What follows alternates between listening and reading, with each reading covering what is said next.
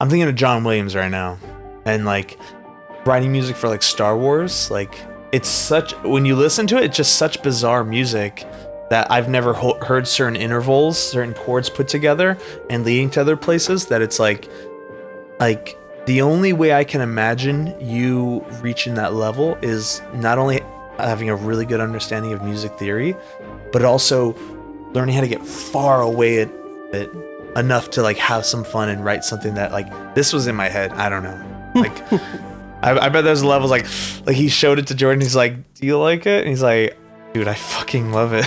This is the greatest shit ever. Well, see, John Williams is a great example for why music theory is useful, because John is one of the best composers of all time, and he will admit that he does his homework.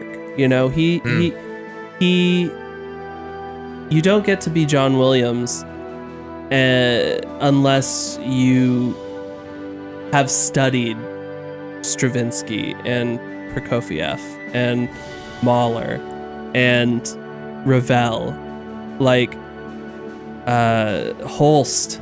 I mean, that's really what Star Wars is the planets by Holst. Okay. If you listen to the planets and then you listen to the original Star Wars music, there's a lot of similarities there. Okay. And what John does, with, I'm not saying that he's not original or anything. I'm saying he's using what has come before him as an arsenal of tools.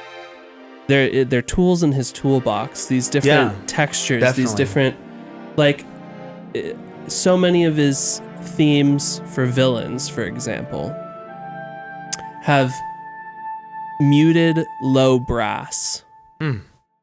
Just when you take trombones, tubas,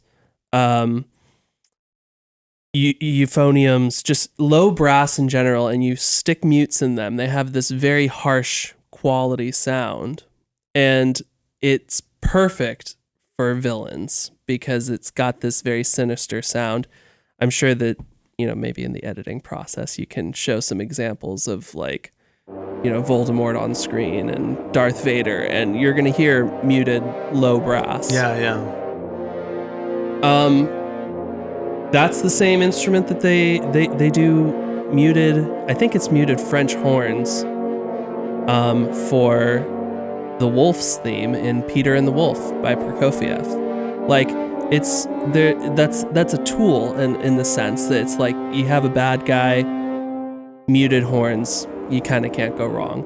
Sometimes things get a little like overdone and can become like silly, like when there's a dramatic moment and you hear like dun dun dun, like, it's almost like silly now instead of dramatic. Yeah. So there's things to watch out for in that sense, but there's just a lot of really great textures that he implements from a lot of the classical music, and you can't know how to do that unless you are able to read a score, which you can do after you learn music theory. Yeah. Wow. Wrapped it back around. I can't believe Full that. circle, baby. Whoa. That's full circle. That's the name of the thing we're doing. The theory query. Wow. Yeah, I love that. I also think like certain I was gonna say motifs, but I was also thinking tropes, musical tropes, like that are now like seen as like silly. Yeah. That the like at the a time UFO. when I used to do the theremin. Yeah. Some like the stuff can space sound dated. Yeah. There's a video where they're talking about that, like if you ever want to sound like outer space, you just add like a augmented chord. Yeah. And then you can change the key. And it totally still works. Yeah. Pretty much. You just go forever.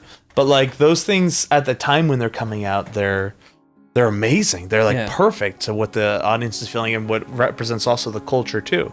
Yeah. or the culture always gets evolving. represented by like those things, like those Charlie Chaplin, like the music. It's now we hear when it's like, oh yeah, that reminds me of this time, but at the time that was like, I don't know how to describe what I'm feeling, but that music does. Mm-hmm. That music is capturing it perfectly, or maybe it didn't before, but now it does. Now when I hear this certain type of thing, I'm associating that with it. I just watched this funny Aerial Nuts a video. If you're familiar with them, like they do Star Wars parodies, and they're amazing. They're fucking hilarious.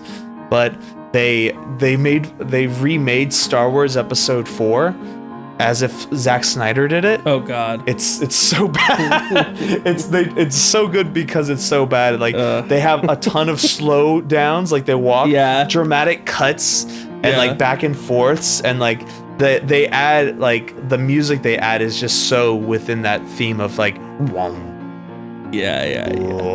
then like they'll cut to the like Darth Vader walking in slow motion, his feet, and it's just like. It's like they'll be like this like menacing horn under it. But it's like all synthy, and it's like, man, I didn't realize when I'm watching Zack Snyder movies that is what I'm hearing. It's an aesthetic for sure. I'm hearing this stuff, but now that I'm watching this, it's like I'll never be able to hear that again and not think it's goofy. Yeah, it's like I caught on to y'all. It's tricky.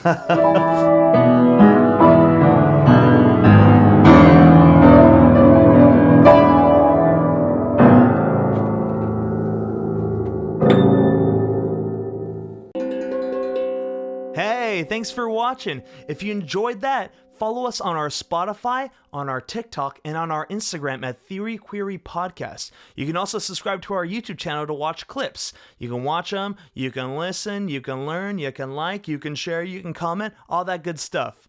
We'll see you on the next Theory Query.